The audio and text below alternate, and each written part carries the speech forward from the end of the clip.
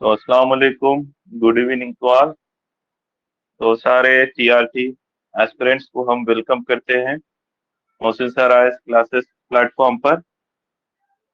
तो इंशाल्लाह हम आज से आपके लिए डेमो लेक्चर कंडक्ट करेंगे। तो यहाँ पर पढ़ाते वक्त हम आपके लिए स्क्रीन शेयर कर कर पढ़ाएंगे। अभी मैं क्लास ऑन करने के बाद स्क्रीन शेयर करूंगा जिस पर आपको पीडीएफ नजर आएगा। ठीक है। फिर हम जो करेंट अफेयर के न्यूज आइटम्स है उसको आज पर the demand of exam understand करेंगे, की पॉइंट्स को हम नोट कर लेंगे। ठीक है। और वो पीडीएफ आपको बाद में हम दे देंगे। आप रनिंग नोट्स भी निकाल सकते हैं। ठीक है। और हम पढ़ते वक्त मेनली हमारा फोकस रहेगा कि एग्जाम में किस तरीके से सवाल आ सकता। ठीक है। करेंट अफेयर क्या है उससे बढ़कर हम ये समझेंगे कि भाई एग्जाम में सवाल किस तरीके से आ सकता। हमारा फोकस वहां पर होगा। ठीक है। और क्लास के दौरान हम किसी का डाउट या क्वेश्चन नहीं लेंगे। क्लास के बाद, क्लास हो जाने के बाद हम डाउट या जो भी क्वेश्चन रहेगा क्लास के बाद लेंगे। और क्लास के दौरान कभी कोई टेक्निकल इशू आ सकता है, मिसाल के तौर पर वीक नेटवर्क होने की वजह से कभी कभी क्लास से टीचर बाहर हो जाता है। तो वैसे में आप मुझे फोन करके बता दीजिए तो मैं उसको करेक्ट कर लूंगा। ठीक है। ये सारी चीजें आपको बतानी थी। चलिए फिर इंशाल्लाह हम शुरू करते हैं। स्क्रीन शेयर कर रहा हूं मैं।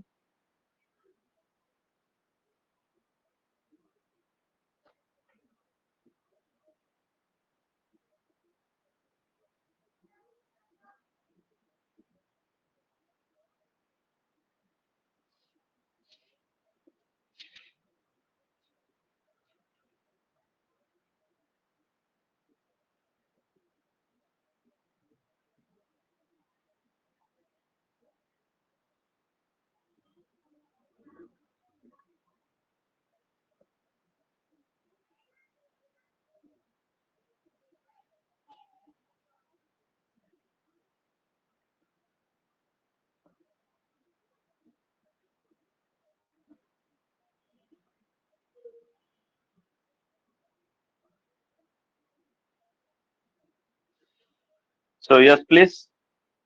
आप लोगों को इसकी स्क्रीन नजर आ रही है और मेरी आवाज भी क्लियर है ना? क्या हम स्टार्ट कर सकते हैं? कोई एक आवाज दे यस, स्टार्ट दीजिए। कीजिए। Okay right. चलिए। तो पहले एक दो मिनट हम हमारे इंस्टीट्यूट के बारे में बताएंगे आपको। मोहसिन सर आईएएस क्लासेस एक ऑनलाइन कोचिंग इंस्टीट्यूट है। अल्हम्दुलिल्लाह हम तेलंगाना के छोटे से शहर आदिलाबाद से है, लेकिन ऑनलाइन कोचिंग की जो फैसिलिटी है उसकी वजह से हम नेशनल लेवल पर जम्मू कश्मीर से तमिलनाडु सारा इंडिया कवर करते हैं। अल्हम्दुलिल्लाह हर तरीके के स्टूडेंट हमारे पास यूपीएससी की तैयारी करते हैं। और अल्हम्दुलिल्लाह हमारे पास IAS rankers, IPS ranker, IRS rankers, बहुत अच्छे कैंडिडेट्स यहाँ से क्वालिफाई भी हो गए हैं। मिसाल के तौर पर राजस्थान के फैजान अहमद, राजस्थान से है वो फैजान अहमद, इनको आईएएस रैंक मिला, आईएएस इंडियन एडमिनिस्ट्रेटिव सर्विस, और इनको तेलंगाना कैडर मिला। ये अपनी सर्विस तेलंगाना में करेंगे इंशाल्लाह। तो अभी तक वो अपनी ट्रेनिंग के दौरान सिद्दीपेट डिस्ट्रिक्ट में असिस्टेंट कलेक्टर रहे। तो अगर से आप में से कोई सिद्दीपेट डिस्ट्रिक्ट से थे तो अभी तो वो ट्रेनिंग के दौरान एक साल थे, वापस भी आएंगे इंशाल्लाह। और इसके अलावा बहुत सारे लड़कियों ने भी यहाँ पर से है सो अल्हम्दुलिल्लाह रैंकर्स निकले हैं, जैसे महविश तक शी गॉट आईपीएस रैंक। ठीक है। आयशा काजी आईआरएस रैंक। तो अल्हम्दुलिल्लाह हम आईएएस आईपीएस आईआरएस इस तरीके से बेहतरीन रिजल्ट दिए हैं।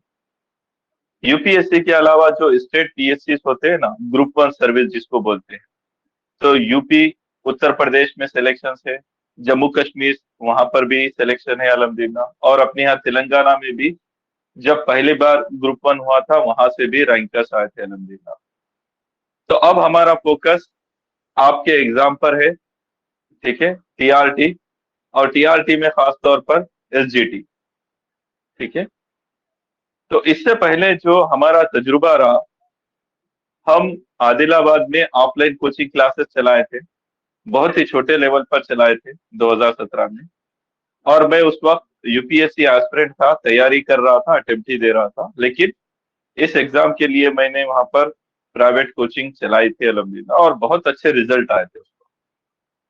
खास तौर पर आमेरा, आमेरा परहीन, इन्हें स्कूल असिस्टेंट में भी रैंक आया, और एसजीटी में भी रैंक आया था आमेरा परहीन को। एसजीटी में 6th रैंक आया था इनको, ठीक है। And she was my first admission, 2017 का पहला एडमिशन आमेरा थी, ठीक है। उनके अलावा उस साल कौसर खानम, ये पहली बार अपीयर हो रहे थे डीएससी या एसजीटी एग्जाम में, इनको भी अच्छा रैंक आया अल्हम्दुलिल्लाह, कुछ 16 या 17th रैंक आया था इनको। इनके अलावा तलत फरजाना, इनका भी सिलेक्शन हो गया।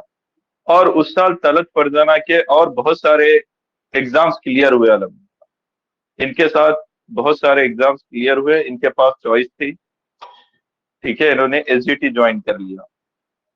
और इन एस्पिरेंट के अलावा और भी बहुत सारे एस्पिरेंट अल्हम्दुलिल्लाह क्वालिफाई हुए हैं। तो लास्ट ईयर आदिलाबाद में हम फिजिकल क्लासेस चलाए थे, बहुत ही मुख्तसर टाइम पे, लेकिन बच्चे बहुत कामयाब हुए अल्हम्दुलिल्लाह। खुद स्टूडेंट्स की भी काबिलियत थी और हमारा जो तजुर्बा रहा, अल्हम्दुलिल्लाह बच्चे कामयाब हो गए। अब इसी एक्सपीरियंस को और आगे बढ़ाएंगे, और हमारा जो यूपीएससी का एक्सपीरियंस है, लगातार पिछले 10 साल का यूपीएससी का एक्सपीरियंस जो है, वो आपको एडवांटेज देगा इंशाल्लाह। तो हम ऑनलाइन कोचिंग क्लासेस चलाएंगे, basically for English medium and Urdu medium aspirants. और यहाँ पर हम ज्यादातर उर्दू मीडियम से आईएसओ ही फैकल्टी है, तो आपको अच्छे से गाइड भी कर सकते हैं। तो ऑफिशियल क्लासेस तो हमारे 22 सितंबर से शुरू हो जाएंगे इंशाल्लाह, live classes as well as recorded lecture आपको मिलेंगे। आज से 16 सितंबर से आपके लिए हमने डेमो लेक्चर सीरीज स्टार्ट की है, ठीक है। तो जैसा आपको पता है, मैं सैयद मोहसिन आदिलाबाद तेलंगाना से हूँ, और मैंने यूपीएससी में लगातार 5 मेंस दिए हैं। यूपीएससी जो एग्जाम होता है आईएएस आईपीएस का, उसमें मेरा एक नेशनल रिकॉर्ड है कि मैंने लगातार 5 बार प्रीलिम्स क्लियर किया ना। और 2020 मार्च में मैंने इंटरव्यू भी अपीयर किया, आईएएस का इंटरव्यू, और चंद मार्क्स कम रहने की वजह से फाइनल लिस्ट में मेरा सिलेक्शन नहीं हुआ, ठीक है। तो फाइनल सिलेक्शन नहीं हुआ, लेकिन उसके बाद से मैं ऑनलाइन कोचिंग क्लासेस चला रहा हूँ, और बहुत अच्छे रिजल्ट आ रहे हैं, ठीक है। म्यूट रखिए, क्लास के दौरान म्यूट रखिए।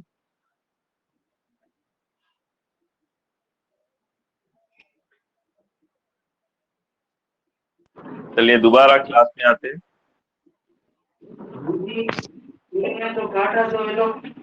म्यूट कर लीजिए, बार बार आप अनम्यूट मत कीजिए, म्यूट कर लीजिए, नहीं तो क्लास में दिक्कत होगी, रिकॉर्डिंग खराब हो जाएगी। चलिए मैं स्क्रीन शेयर कर रहा हूँ, आप म्यूट रखिए सब लोग।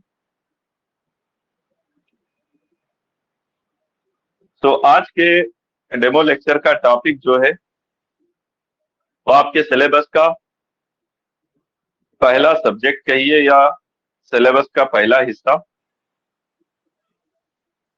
जीके एंड करंट अफेयर्स, ठीक है। तो जीके एंड करंट अफेयर्स के लिए आपको एग्जाम में 20 क्वेश्चंस आएंगे, 20 क्वेश्चंस आएंगे इंशाल्लाह, और टोटल मार्क्स 10 मार्क्स, 10 मार्क्स आपको मिलेंगे इंशाल्लाह, और 20 क्वेश्चन आएंगे। और इस एग्जाम के लिए जो सबसे चैलेंजिंग सब्जेक्ट है, वो यही है, जीके एंड करंट अफेयर्स। ये आपके लिए बहुत ही चैलेंजिंग टॉपिक है। क्यों? क्योंकि ये बहुत ही वाइड, बहुत ही मल्टी डायमेंशनल सब्जेक्ट है। हर दिन आपको करंट अफेयर देखते रहना पड़ेगा, और उसकी डिमांड को समझना पड़ेगा, तो ये हर एक के लिए आसान नहीं है, ठीक है। लेकिन अल्हम्दुलिल्लाह हम लोग आपको बहुत ही आसानी से करंट अफेयर करा देंगे। आपको कोई वेबसाइट चेक करने की जरूरत नहीं है, कोई न्यूज़पेपर पढ़ने की जरूरत नहीं है, कोई मैगजीन भी पढ़ने की जरूरत नहीं है।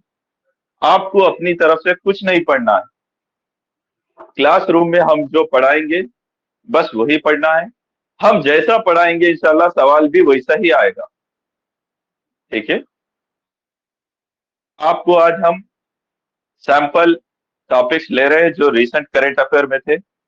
जैसा कि आप लोग जानते हैं, अभी रिसेंटली G20 समिट हुई, ठीक है। G20 क्या होता है? G20 समिट हुई इंडिया में। तो ये बहुत इंपॉर्टेंट करंट इवेंट है। इसके ऊपर हर एग्जाम में सवाल आएगा। यूपीएससी में भी आएगा, स्टेट पीएससी में भी आएगा, आपके टीआरटी एग्जाम में भी आएगा। ये बहुत ही इंपॉर्टेंट इवेंट हुआ है इंडिया में, G20 समिट। क्या आप लोगों ने न्यूज में सुना G20 समिट इंडिया में हुआ बोलते हैं?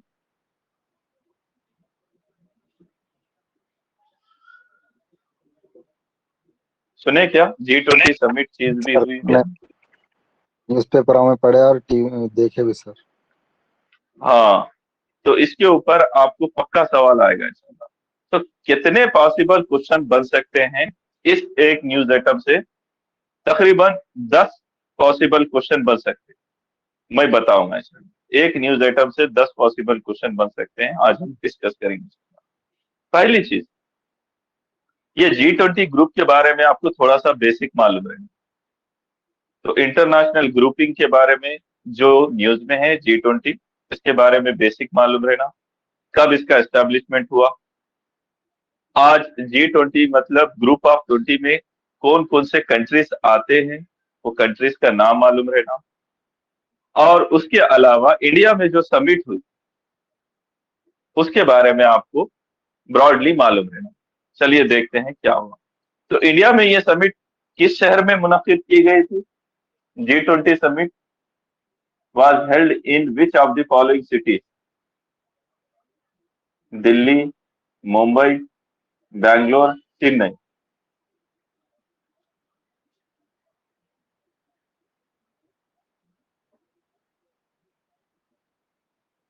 कहां पर हुई थी G20 समिट?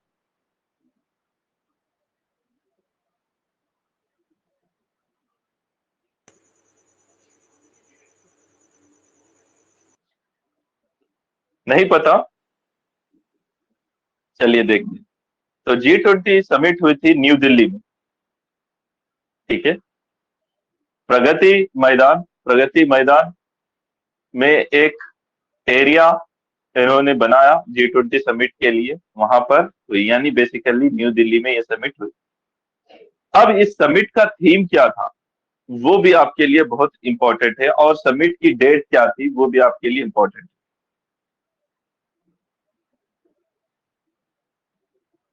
तो G20 समिट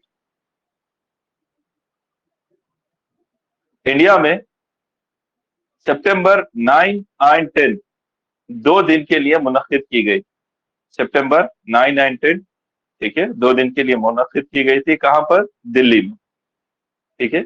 दिल्ली में लोकेशन, एग्जैक्ट लोकेशन था भारत मंडपम, ठीक है। प्रगति मैदान, भारत मंडपम, न्यू दिल्ली। तो आपको वेन्यू भी पता रहना, भारत मंडपम में हुआ था, प्रगति मैदान न्यू दिल्ली में, ठीक है। अब ये जो G20 था इस साल का 2023 का, उसका थीम क्या था? हर समिट का एक थीम होता है, इसका थीम क्या था? आप स्क्रीन देख सकते हैं, यहाँ पर फोटो में आपको थीम नजर आ रहा है क्या किसी को?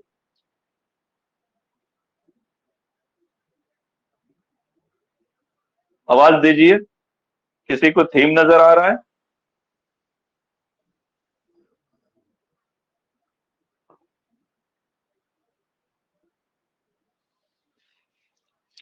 क्या मैं क्लास में हूँ? किसी की आवाज नहीं आ रही है? One India one one earth कुछ दिखाई दे रहा सर। हाँ दिख रहा ना, वो थीम है। चलिए वन मैं अर्थ एक्सप्लेन वन करता हूँ। Family one future. हाँ, गुड। तो हमारा, हाँ, म्यूट कर लीजिए। थीम G20 समिट 2023, थीम क्या था? थीम था वासुदेवा कुटुंबकम। वासुदेवा कुटुंबकम, ये इसका एक्चुअल थीम है। वासुदेवा कुटुंबकम translated as one earth, one family, one future. तो आपको ये सवाल पूछ सकता, 2023 G20 समिट का थीम क्या था? थीम तो वासुदेवा कुटुंबकम, one earth, one family, one future, ये था। ठीक है, ये G20 का थीम था। आप यहाँ देख सकते हैं G20 समिट थीम क्या है? वासुदेवा कुटुंबकम, जिसको ट्रांसलेट किया गया है one earth, one family, one future. ये आपको एक पक्का क्वेश्चन आ सकता है, क्या समिट की थीम थी? वासुदेवा कुटुंबकम, one earth, one family, one future. अब इस समिट में बहुत सारे इवेंट हुए, और यहां पर एक इंपॉर्टेंट इंस्टॉलमेंट हुआ एक स्टैचू का। वो स्टैचू था नटराज का। नटराज, नटराज कंपास हम इस्तेमाल करते थे स्कूल में ना, वही नटराज। देखिए, ये जो नटराज है, ये कंपास इस्तेमाल करते हैं हम बेसिकली, म्यास वाला ना। तो ये नटराज स्टैचू बनाया गया। ठीक है, तो मेहमान कंट्री से आ रहे थे, उनके स्वागत के लिए नटराज स्टैचू बनाया गया। इसके बारे में भी सवाल पूछ सकता हूँ। ठीक है, तो इसके बारे में भी मालूम रहना। तो कौन सा स्टैचू इंस्टॉल किया गया था वेन्यू पर? नटराज का। ओके, और ये स्टैचू जो था नटराज का, वर्ल्ड का टॉलेस्ट स्टैचू, कितने फीट ऊंचा? 27 फुट। 27 फुट। और इसके लिए स्किल वर्कर, इसके कारीगर जो थे, तमिलनाडु से बुलाए गए थे, तमिलनाडु से। और ये स्टैचू बनाते वक्त जो मेथड इस्तेमाल किया गया था, उसे कहते हैं last wax technique. Last wax technique, ये हम आर्ट एंड कल्चर में पढ़ते हैं। पीतल और मोम के कॉम्बिनेशन से बाद में मोम को गलाया जाता है, वो टेक्निक होती है लास्ट वैक्स वैक्स कास्टिंग। तो इस मेथड से इस स्टैचू को बनाया गया था। तो G20 समिट में कौन से स्टैचू का इनाग्रेशन हुआ था, ऐसा कुछ पूछा तो नटराज। ठीक है, कितने फीट ऊंचा था? 27 फुट। कहाँ से कारीगर आए थे? तमिलनाडु से। कौन से मेथड से बनाए थे? Last wax casting. ये मेथड आपको याद रखना है। तो ये है आपका नटराज। ठीक है, ये भी वहीं पर प्रगति मैदान कने, ठीक है, भारत मंडपम के सामने ये बनाया गया था, 27 फुट स्टैचू नटराज का। अब G20 समिट में क्या होता है at the end of summit? तो जैसे ही 9 तारीख 10 तारीख को समिट हुई, 10 तारीख को क्या करता है, क्योंकि इंडिया इसका चेयरपर्सन था ना इस साल के लिए, यानी इंडिया में यहाँ पर मुनक्किद हुई थी। अगले साल कहाँ पर मुनक्किद होगी? तो सिंबॉलिक क्या होता है, इंडिया का पीएम अगले साल की कंट्री को है सो हाथ में एक हथौड़ा देता है। तो अगले साल की कंट्री कौन है? Who is the chairperson? India के बाद चेयरपर्सन G20 का कौन बना? ये भी आपको पूछ सकता है। याद है किसी को? इंडिया के बाद चेयरपर्सन कौन बन रहा G20 का?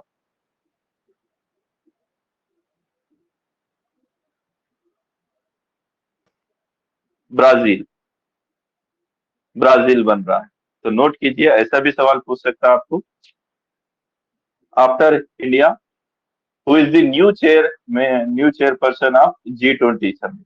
तो ब्राजील है उसका। ठीक है, तो आपको ये याद रखना। अब ये G20 में क्या होता है? तो ग्रुप ऑफ 20 में एक्चुअली 19 कंट्रीज है, और एक है यूरोपियन यूनियन। ये यूरोपियन यूनियन अपने आप में क्या है? 27 कंट्रीज का एक ग्रुप है। म्यूट कर लीजिए, थोड़ा सा म्यूट कर लीजिए, मैं एक्सप्लेन करूंगा।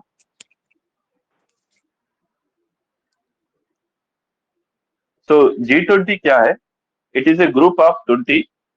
सो 19 कंट्रीज होते हैं उसमें, और एक होता है यूरोपियन यूनियन। यूरोपियन यूनियन अपने आप में एक 27 कंट्रीज का ग्रुप है। तो हम इसको G20 पकड़ते हैं। तो यहाँ पर आपको G20 के मेंबर्स भी मालूम रहना, कभी कभी ये सवाल भी पूछ सकता, which of the following are members of G20 group.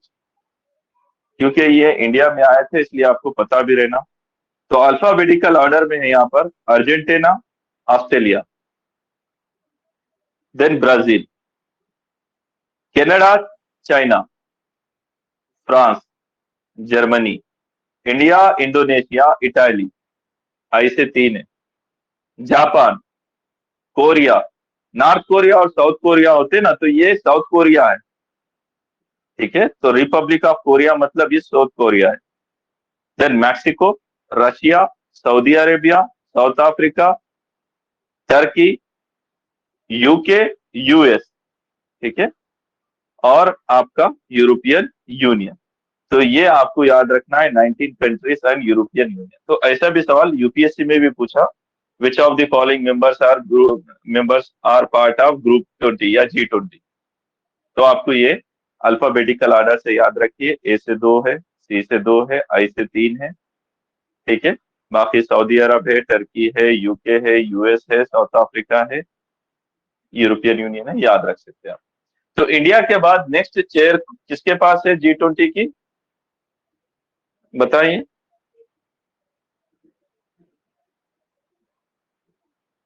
Brazil. Brazil. And what was the theme of G20 2023 summit? Theme क्या था? वासुदेवा कुटुंबकम, ठीक है। और कौन सा स्टैच्यू का इनॉग्रेशन हुआ था समिट में? नटराज। नटराज। नटराज। तो ये एक इंपॉर्टेंट न्यूज आइटम रहा, न्यू दिल्ली में समिट हुई थी। अब दूसरा न्यूज आइटम आपको बताऊंगा, वेरी वेरी इंपॉर्टेंट। चलिए, तो आप बेहतरीन न्यूज आइटम आपके सामने लेकर आया हूं, अवार्ड। देखो, अवार्ड हर एक कॉम्पिटिटिव एग्जाम का इंटीग्रल पार्ट है। जो एग्जाम के सामने अवार्ड अनाउंस होते हैं वो बहुत इंपॉर्टेंट है। तो अवार्ड में इस बार जो रिसेंट करंट अफेयर में है वो है नेशनल फिल्म अवार्ड 2023। तो इस बार 69 नेशनल फिल्म अवार्ड अनाउंस हुए हैं। हमें वो विनर्स की लिस्ट याद रखना है, ये सवाल पक्का आएगा और ये हर एग्जाम में आएगा। इंग्लिश मीडियम वालों को भी आएगा, तेलुगु मीडियम वालों को भी आएगा, उर्दू मीडियम वालों को भी आएगा। इंग्लिश वालों को जो पूछा तेलुगु को नहीं पूछेगा, उर्दू को नहीं पूछेगा, ऐसा यहां से भी सवाल आएगा। सो नेक्स्ट आइटम है हमारा करंट अफेयर का नेशनल फिल्म अवार्ड 2023। अब इसमें जो जो इंपॉर्टेंट चीजें हैं याद रखो। देखो, बेस्ट फिल्म होते हैं, बेस्ट फिल्म नेशनल अवार्ड। एक होता है फीचर, एक होता है बेस्ट फीचर फिल्म, एक होता है बेस्ट पॉपुलर फिल्म। जब वो सवाल पूछा आपसे बेस्ट पॉपुलर फिल्म पूछा तो RRR, जो राजा मौली का आप देखे थे, राजा मौली की मूवी थी ना, RRR सब लोग देखे ना, तो बेस्ट पॉपुलर फिल्म है नेशनल अवार्ड। तो किस मूवी को best popular award, best popular film national award मिला? तो आंसर क्या रहेगा आपका? RRR। RRR। और दूसरा सवाल रहता आपका बेस्ट फीचर फिल्म, ठीक है। तो बेस्ट फीचर फिल्म को आप बेस्ट फिल्म भी बोलते हैं शॉर्टकट। तो ये है रॉकेटरी। रॉकेटरी में कौन एक्टर था पता है आपको? Who was the actor? R Madhavan. Madhavan, very good. It is based on the life story of a scientist, ISRO scientist के ऊपर था ये मूवी रॉकेटरी। तो ये भी आपको याद है। तो वो जो साइंटिस्ट था उसने विकास इंजन इसरो के लिए बनाने में बहुत अहम काम किया था। उसके ऊपर जो जासूसी का इल्जाम लगता है, मूवी बेस्ट फिल्म कैटेगरी में अवार्ड हासिल कर ली, ठीक है। तो दो चीजें आपको समझना है, एक फीचर फिल्म पूछा या बेस्ट फिल्म पूछा तो रॉकेटरी, जब पॉपुलर पूछा तभी आप RRR मारेंगे। अब इसके बाद बेस्ट अवार्ड है डायरेक्टर के लिए। तो बेस्ट डायरेक्टर का अवार्ड किसे दिया गया? सो निखिल महाजन, उसकी मूवी थी गोदावरी। गोदावरी तेलुगु मूवी नहीं है, ये एक मराठी मूवी है। It is a Marathi movie, Godavari, directed by Nikhil Mahajan. So he got best director award. तो बेस्ट डायरेक्टर नेशनल अवार्ड किसे दिया गया? निखिल महाजन। हाँ, निखिल महाजन। निखिल महाजन। हाँ, इसके बाद एक और इम्पोर्टेंट अवार्ड होता है, best film on national integration. So इसको कहते हैं नरगिस दत्त अवार्ड या national award for best film on national integration. तो किसे मिला ये अवार्ड? The Kashmiri files. The Kashmir file. तो ये ऐसे तो बहुत ही कंट्रोवर्शियल मूवी थी। इस मूवी को ये अवार्ड देना भी बहुत ही कंट्रोवर्सी क्रिएट कर दिया था, लेकिन इसे अवार्ड दिया गया। तो best film on national integration जो दिया गया इस मूवी को, the Kashmir file. And who is the director of this movie? ऐसा भी पूछता आपको, हु वाज द डायरेक्टर और who is the director? Agnihotri. हाँ, कौन सा? विशाल अग्निहोत्री। वेरी गुड, ऐसे मालूम रहना ये चीजें पूछता। इससे पहले एक सवाल पूछा था, दंगल के डायरेक्टर का नाम बताइए बोलकर पूछा था। ठीक है, वो टाइम पर किसी एग्जाम में। तो आपको मालूम रहना कश्मीर फाइल का डायरेक्टर विवेक अग्निहोत्री है। ठीक है, और इसकी और एक मूवी आने वाली है, वो भी वैक्सीन वार आने वाली है शायद।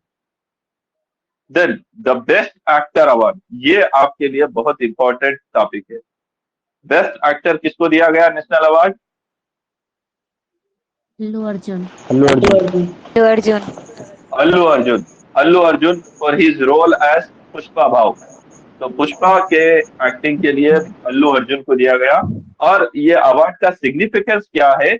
अल्लू Arjun is the first Telugu actor to receive best award, national award. तो तेलुगु फिल्म इंडस्ट्री में पहली बार किसी को नेशनल अवार्ड दिया गया। किसे दिया गया? अल्लू अर्जुन।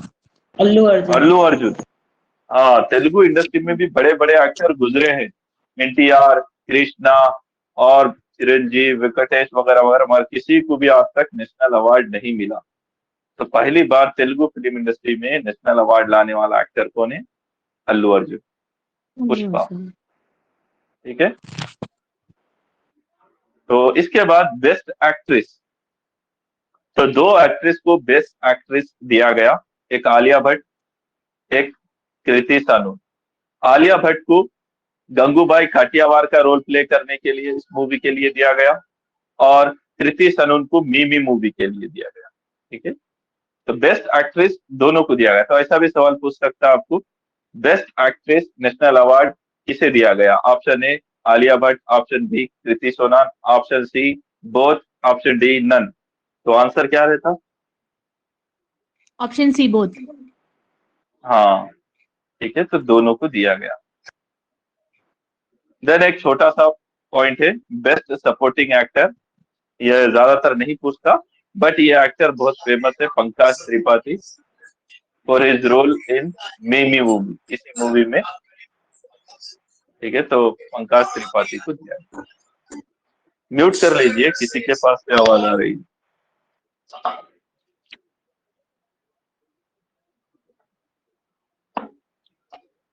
तो बताइए बेस्ट फीचर फिल्म किसे दिया गया? Rocketry. Best popular film? RRR. Okay. Best actor? Allu Arjun. Allu Arjun. Best movie on national integration? Kashmir files. Kashmir files. Best director? Nikhil Mahajan. Very good. तो पूरी चीजें यहीं पर याद हो गए, क्लास में ही याद हो गए आपको। अब इसमें से कुछ भी क्वेश्चन दो, आप आंसर दे ले सकते।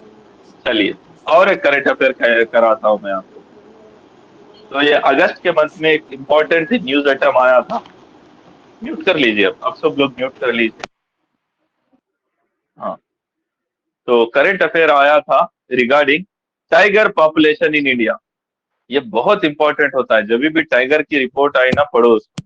ये यूपीएससी में भी पूछते हैं सवाल। तो यहाँ पर जो है टाइगर पॉपुलेशन के बारे में सेंसस हुई। टाइगर की भी सेंसस होती है, ऐसा नहीं जाकर उसका नाम पता, कौन से जंगल में रहता, तेरी उम्र कितनी, ऐसा नहीं पूछते। बेसिकली टेक्नोलॉजी कैमरा से उनको ट्रैप करते, काउंट करते। सो टाइगर पॉपुलेशन 3,925 इंक्रीज हुई हमारे पास टाइगर पॉपुलेशन, और सालाना इंक्रीज जो है 6.1% एनुअल ग्रोथ रेट देखा गया। तो ये बहुत ही सिग्निफिकेंस रिपोर्ट है, और इंडिया में ये बहुत बड़ी अचीवमेंट है।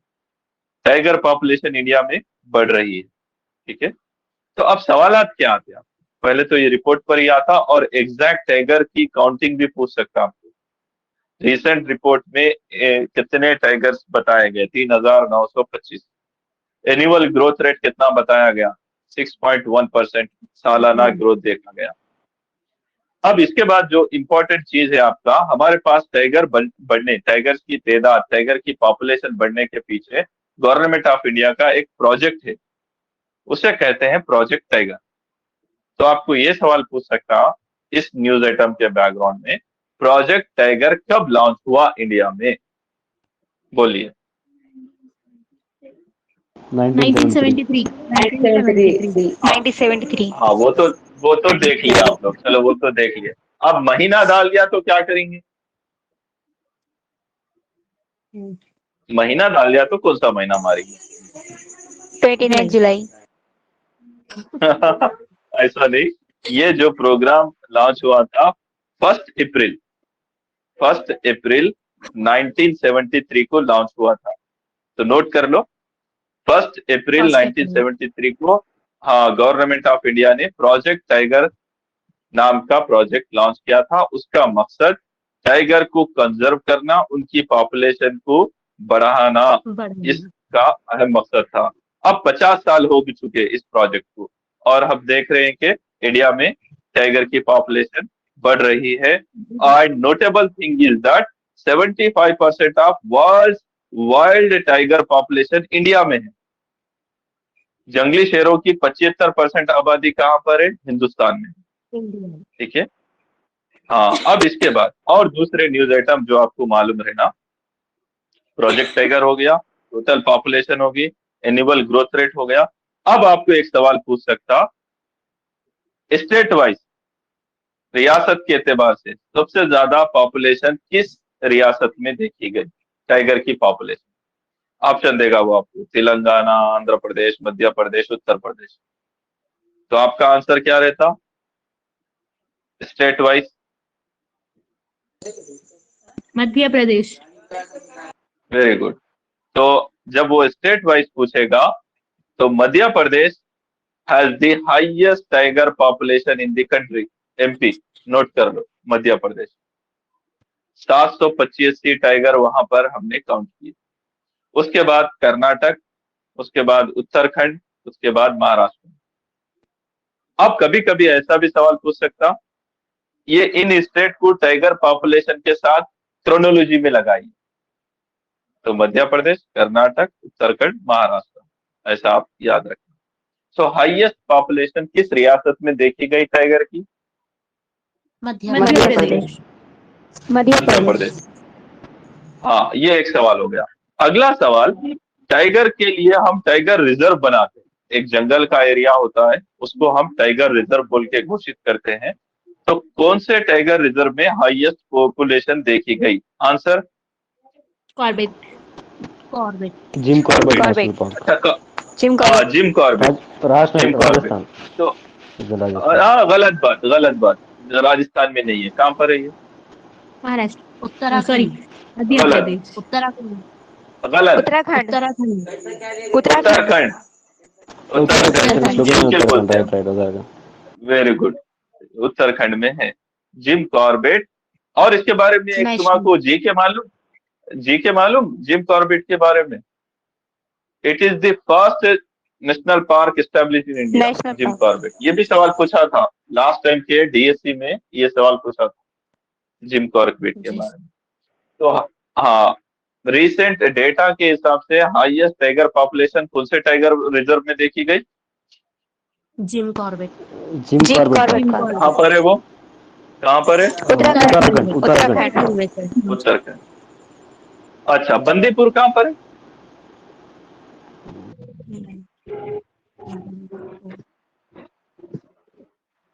नगर हॉल कहाँ पर है? बांधवगढ़ कहाँ पर है? तो आप क्या कीजिए, ये लोग कहाँ पर है वो भी देख लीजिए। अब कॉर्बेट तो बता दिए, बाकी के लोग भी कहाँ पर है आप देख लीजिए। ठीक है, बंदीपुर कर्नाटक, नगर हॉल कर्नाटक या राजस्थान, बांधवगढ़ मध्य प्रदेश, मध्य प्रदेश का है। दुधवा यूपी का है। मधुमलई तमिलनाडु का है। कन्हा मध्य प्रदेश का है। काजीरंगा असम का है। सुंदरबन वेस्ट बंगाल का है। ऐसा आपको याद रखना। कभी कभी ये भी सवाल पूछता, ये जो नेशनल पार्क है या टाइगर रिजर्व है किस स्टेट में है? ठीक है, तो टाइगर के बारे में क्लियर हो गया। मौजूदा तादाद कितनी बताई गई? तादाद बताओ, पॉपुलेशन। 3925। 3925। सालाना सालाना growth rate 6.1%। Highest population in which state? Madhya Pradesh. Okay, highest population in which tiger reserve? Jim Corbett park. Okay good. ये सारी चीजें आपको याद हो गई, तो ये भी बहुत इंपॉर्टेंट है। ये भी सवाल आपको आएगा इसमें। अब करेंट अफेयर के सिलसिले को रोकते हैं हम। ठीक है, अब यहाँ पर करेंट अफेयर रोक रहा हूँ मैं। तो जी के टाइप भी आपको सवाल आते हैं।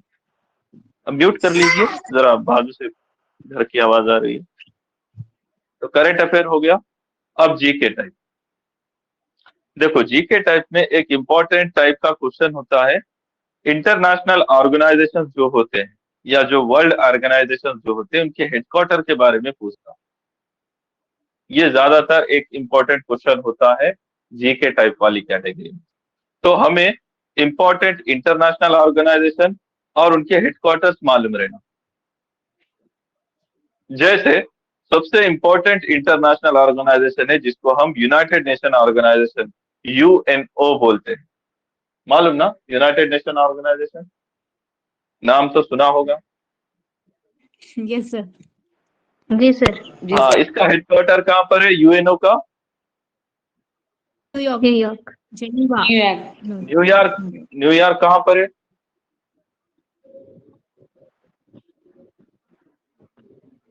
न्यूयॉर्क कहाँ पर है? America, United States. America, USA. USA में, गुड। तो यूनाइटेड नेशन ऑर्गेनाइजेशन न्यूयॉर्क में है हेडक्वार्टर, ये याद रखिए, ये सवाल आपको पूछ सकता हूँ। अच्छा, ये बताइए यूनाइटेड नेशन ऑर्गेनाइजेशन का कयाम कब अमल में आया? When it was established. Exact date and year किसको याद है? बोलो, एग्जैक्ट डेट एंड ईयर किसको याद है? ये भी जी के टाइप है। 1945। Very good. Date, date and month बोलो।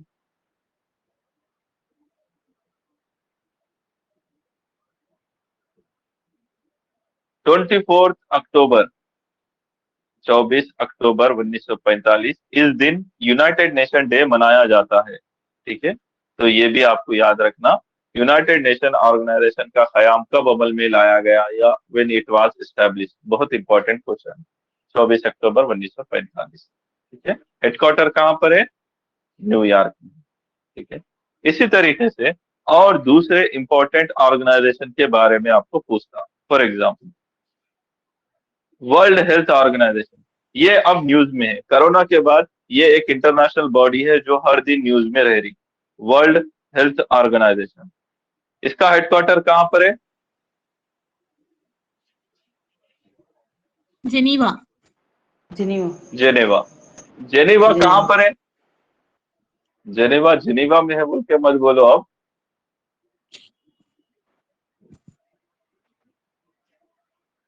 जेनेवा कहाँ पर है? स्विट्जरलैंड, स्विट्जरलैंड में है। ठीक है, जेनीवा में डब्ल्यूएचओ का ऑफिस है। अब डब्ल्यूएचओ कब कयाम, जो डब्ल्यूएचओ का कयाम कब अमल में लाया गया बोलो, ये भी बहुत इंपॉर्टेंट जी के।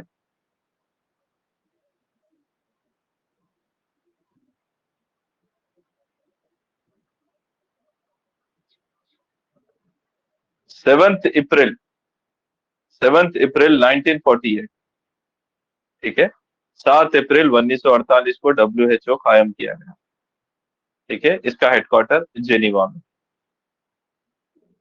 ठीक है। इसी तरीके से और एक इंपॉर्टेंट ऑर्गेनाइजेशन है जिसको हम शॉर्टकट में यूनेस्को कहते हैं। इसका नाम तो अक्सर किताबों में आपने पढ़ा होगा, यूनेस्को पढ़े? जी सर। हाँ, ये United Nation Educational Scientific Cultural Organization UNESCO, इसके बहुत सारे साइट्स को यूनेस्को साइट कहा जाता है। इंडिया में 40 प्लस यूनेस्को साइट है। तेलंगाना में सिर्फ एक साइट है यूनेस्को साइट, रामप्पा टेम्पल शायद, ठीक है। सो यूनेस्को का हेडक्वार्टर है पेरिस में। पेरिस कहाँ पर है? यूनाइटेड किंगडम, हाँ, कहाँ पर? यूके। अरे कहाँ पर? यूके में पेरिस कहीं पर रहेगा? लंदन। यूरोप। यूरोप। अरे यूरोप इतना बड़ा कॉन्टिनेंट है, उसमें 40 से ज्यादा मुल्क है।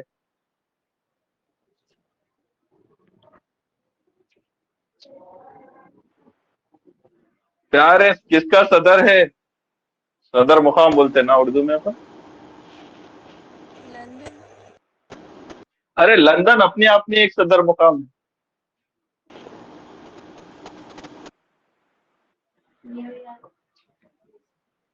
पेरिस किसका सदर मुकाम है याद नहीं है तुम लोगों को? फ्रांस। लंदन देखा, पेरिस देखा, हाँ सब देखा मेरी जान, खाली गाना आता तुम लोगों को। पेरिस में इंपॉर्टेंट बिल्डिंग कौन सी है जिसके बारे में बातचीत करते हैं अक्सर? कौन सा टावर है वहाँ? Eiffel tower. Eiffel tower. हाँ, ओके। तो यूनेस्को पेरिस में है, यूनेस्को का हेडक्वार्टर पेरिस में। और उसी तरीके से और एक इंटरनेशनल ऑर्गेनाइजेशन है जिसको हम शॉर्टकट में IMF, इंटरनेशनल मॉनिटरी फंड कहते हैं, IMF। इसका हेडक्वार्टर कहाँ है? वॉशिंगटन। वॉशिंगटन। हाँ, वाशिंगटन या वाशिंगटन DC। ये कहाँ पर है Washington DC? America. America. America. America में, ओके। वाशिंगटन DC में और एक एजेंसी है, सेम ऑर्गेनाइजेशन है IMF की तरह, वो उसका नाम बता सकते हैं आप लोग?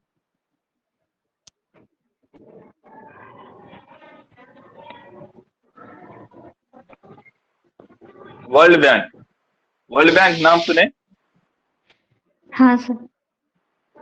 हाँ, वर्ल्ड बैंक का भी हेडक्वार्टर वाशिंगटन DC में ही है। और एक सवाल आपको पूछा जाता है, which of the following two organization known as Bretton Wood twins? Bretton Wood twins, यानी ब्रिटेन वुड नाम का एक एग्रीमेंट हुआ था, ब्रिटेन वुड। उस एग्रीमेंट के नतीजे में दो ऑर्गेनाइजेशन बनाए गए थे। तो which of the following two organization known as Bretton Wood twins? Answer क्या आएगा आपका? IMF and world bank. World bank. IMF and world bank, world bank. ठीक है। तो ये इंपॉर्टेंट जीके टाइप क्वेश्चंस है, ठीक है। तो हेडक्वार्टर्स मालूम होना, कब कायम किया गया, ये सारी चीजें भी आपको पूछता है। तो इस तरीके से आपको चीजें समझना है, करंट अफेयर को इस तरीके से समझकर पढ़ना है। क्लास के दौरान ही सारी चीजें याद हो जाएगी इंशाल्लाह। और हमें पता है, जब टीचर आपको अच्छे से पढ़ाएगा ना, वो चीजें तो दिमाग में वैसे ही बढ़ जाती हैं। और करंट अफेयर का फायदा क्या है मालूम? करंट अफेयर या जीके का, तुम कभी किसी के जबान से एक बार भी सुन लिए समझो, वहां दिए गए ऑप्शन में आपको क्लिक हो जाता। मिसाल के तौर पर आप जिम कॉर्बेट यूके में है, उत्तराखंड में है बोलकर याद कर लिए, वो याद हो गया आप तुम लोग। ऐसा ही रहता, एक बार भी आपने सुन लिया कि भाई अल्लू अर्जुन को नेशनल अवार्ड एक्टर मिला, तो बस मार देते हैं। तो ये बेहतरीन चीज क्या है करंट अफेयर की, एक बार भी आपने सुन लिया, देख लिया, तो आपको याद हो जाता है, ठीक है। तो आज अल्हम्दुलिल्लाह हमने करंट अफेयर और जीके का डेमो सेशन देखा। तो आपको जो 20 क्वेश्चन आएंगे, जो 10 मार्क्स रहेंगे, ये आपका मेन डिसाइडिंग फैक्टर है। सारे बच्चे अपने अपने सब्जेक्ट और पेडागोगी वगैरह तैयार कर सकते हैं, मगर ये समंदर है जीके और करंट अफेयर। इसमें जितना माहिर टीचर, जितना बेस्ट मेंटर आपको मिल सकता है, उससे फायदा उठाना, यही आपका डिसाइडिंग फैक्टर है। और फाइनल सिलेक्शन में भी आपको ज्यादा दिक्कत नहीं आती। कोई सेलेक्ट हो रहा और कोई रिजेक्ट हो रहा, उन दोनों के दरमियान 5 मार्क्स का ही फर्क रहता है। 5 मार्क्स, 5 मार्क्स इधर सिलेक्शन हो गया बंदे का, 5 मार्क्स उधर रिजेक्ट हो गया, फिर अगले 5 साल तक वो बैठ के रहेगा। देखो, 1 मार्क्स की कीमत तुम क्या जानो। डैश बाबू, कौन सा बाबू था वो? रमेश बाबू। रमेश बाबू। ठीक है ना? तो 5 साल का रोना होता है। तो ये चीजें याद रखिए। तो इंशाल्लाह, और कल हम डेमो लेक्चर्स रखेंगे इंशाल्लाह। कल सोशल का रखूंगा मैं आपको, पॉलिटी, हिस्ट्री वगैरह के। और मेरे साथ और एक नेशनल फैकल्टी है। टाइमिंग वही कल बताएंगे इंशाल्लाह। मगरिब के बाद वाला एक रखेंगे, ईशा के बाद वाला एक रखेंगे। मेरे अलावा कल फैज अंसारी सर भी आपको क्लास लेंगे इंशाल्लाह। ये भी एक नेशनल फैकल्टी है, अभी दिल्ली में है। दिल्ली में यूपीएससी के बच्चों को पढ़ाते हैं अल्हम्दुलिल्लाह, हमारे इंस्टीट्यूट में भी पढ़ाते हैं फैज सर। वो भी आपको कल लेक्चर लेंगे इंशाल्लाह। तो इस तरीके से आपको हम पहले डेमो लेक्चर बताएंगे, हमारा स्टैंडर्ड बताएंगे इंशाल्लाह। तो आपको खुद तसल्ली आना कि भाई हमारी मेंटरशिप में आप आसानी से इंशाल्लाह ये एग्जाम कामयाब हो सकते हैं। तो जो भी इंटरेस्टेड एस्पिरेंट है वो आज से ही एडमिशन ले सकते हैं, कल से एडमिशन ले सकते हैं, कोई मसला नहीं है। तो आपको मैं डिटेल्स एडमिशन के बताऊंगा, लगे तो कल बताऊंगा। तो आपको ये याद रखना है, 22 सितंबर से हम ऑफिशियल क्लासेस शुरू कर देंगे।